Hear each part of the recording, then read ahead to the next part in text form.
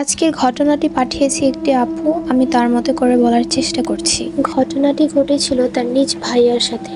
তো যাই হোক, গল্প শুরু করি।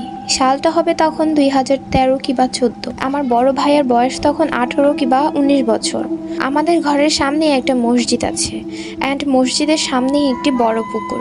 মসজিদটি অনেক আগের, ভাঙাচোরা ছিল।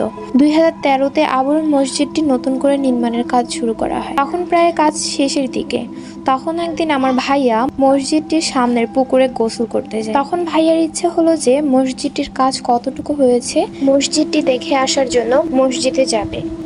তারপর ভাইয়া অজু করা ছাড়াই মসজিদে ঢুকে যায়। বলে রাখা ভালো, আমাদের মসজিদটিতে সবাই বলে নাকি 7টা জিন আছে। যখনই ভাইয়া মসজিদের মাঝ বরাবর গেল, হঠাৎ করে ভাইয়াকে কে যেন একটা জোরে থাপ্পড় দেয়। ভাইয়া চারদিকে তাকিয়ে কাউকেই দেখতে পায়নি। সে ভয় পেয়ে বাসায় চলে আসে।